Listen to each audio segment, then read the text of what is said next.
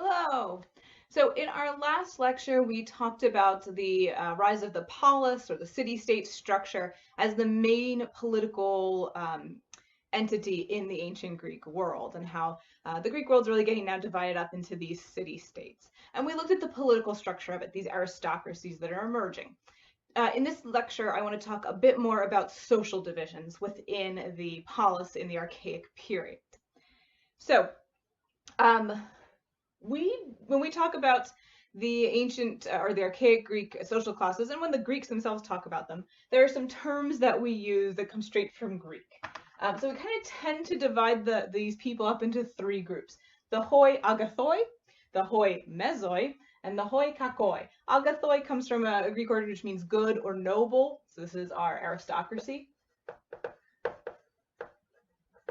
Hoi mesoi comes from the word for middle, so this is our middle class. And then hoikakoi comes from a Greek word which just means bad or low class, ignoble. And so we'll call this the lower class. So what are these different groups of people? So the hoi agathoi, as we know, these are the rich landowners.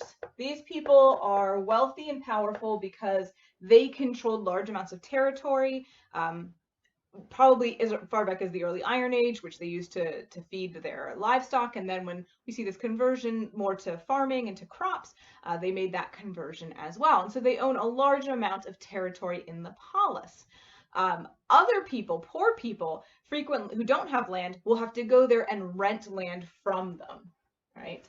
And so they are also, the poor rent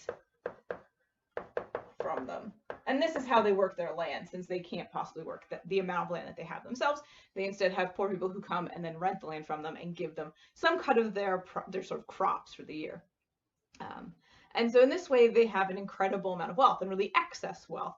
And that wealth has translated to political power. So we saw, for instance, that the aristocracy tends to dominate the magistrates and the boule of a town. Frequently, only members of the aristocracy have the ability to enter into those political structures. The Hui Mesoi are middle class. So this is a group of people who are farmers who own their own land. We're going to call them independent farmers. So this is a family that is farming, but they have their own land. They don't have to pay anyone for the use of it. This could include craftsmen. They don't really own land. They tend to have shops in a village. But they have their sort of their business. And then merchants as well are going to become an increasingly kind of important and wealthy class. These are people who take goods to other parts of the world and then bring more goods back. So merchants enter this class as well. So the Hui Mesoi, in terms of their political power, as we saw, they form the ecclesia. And they have voting power. But as we said, this voting power is very limited. And frequently you're just sort of agreeing to whatever the boule has already decided, without the ability to make any real change or any kind of initiative of your own in the government. All right. Then we have the hoi kakoi. This is the lower class. And so this includes landless poor, I would say. People who are so poor that they don't own land.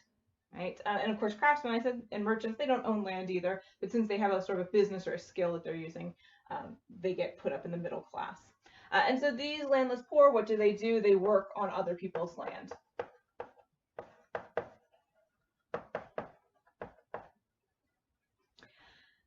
Their life is difficult, as you might imagine, because they have to work for someone else and they have to provide some percentage of their crops to this person.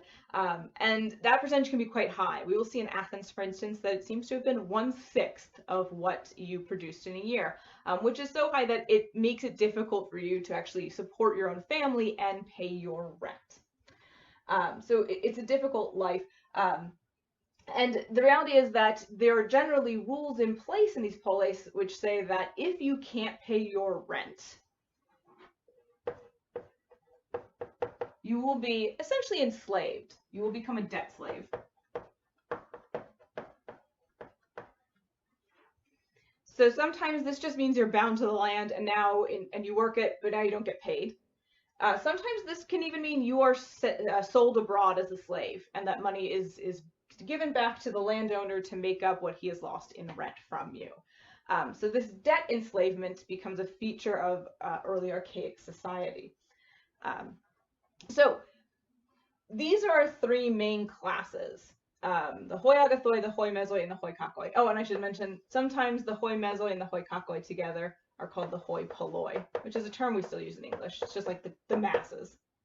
Oh, and in terms of political power, I skipped this. The Hui Kakoi essentially have none. So they may be part of the ecclesia, but often they're not allowed to vote. So they have absolutely no say in the politics of their city-state. It is hard to move up, right? The upward mobility is nearly impossible. When you are this poor, you would need to scrape together enough money or enough wealth to purchase land. But the problem is that the rents are so high, you can't really save anything. And there's not really that much land left in a polis to purchase, right? A lot of these polis, the land has all been claimed in that area. And so there's not enough land to go around. And so the chances that you get up to the mesoi by buying land are incredibly small. For the Hui Mesoi, you're kind of barred here because, again, you can't acquire more land, and the aristocracies tend to be a certain group of families that are not going to allow anyone else in, even if they get wealthy. And I will say, we'll see that merchants are the ones that really have a lot of economic opportunities at this time. You don't really find these independent farmers and craftsmen getting incredibly wealthy because, again, their opportunities are limited, but you'll find merchants get incredibly wealthy in this period because of the reestablishment of long distance trade. But that's not enough to get them into the aristocracy, right? Because this is a group of families and they have closed off power to themselves. No one else can enter. Downward mobility is easier, right? The Hui Agathoi, I mean, sometimes they fall in hard times and they lose a lot of money, although they still usually manage to cling to power just by the nature of like being one of these families that has traditionally been the aristocracy. If you're a Hui Mesoi and you have a bad year, as a farmer, you may be forced to, you may become so poor you have to sell your land and you become a tenant farmer. If you are one of the Hui Kakoi and you are renting, we said, oh, it's pretty easy that you get to a point where you actually are indebted and become a debt slave. And so you actually go from free person down to slave. So yes, that downward mobility is quite easy. Okay. I will end this then by just pointing out some issues that this causes, which you may have noticed. There's a lot of resentment, right? There's a fairly big gap here between the Hui Agathoi and the Hui Polloi because they have snapped up all the land and there's no more land available. They have what's called land hunger. And so that's a humongous cause of resentment. But along with that, the fact that the Hui Agathoi have all the political power in a state causes a lot of resentment. And this practice of debt slavery also causes an incredible amount of resentment. The high rents and then the debt slavery that results cause a large amount of tension. So these early polis are sort of brimming with civil strife, right? There's a ton of tension that's ready to boil over at any moment. This class resentment between the Hui Polloi and the Hui Agathoi. And we're going to see that it does boil over in different ways. Okay, so that's it for archaic society. Thanks for watching. Bye.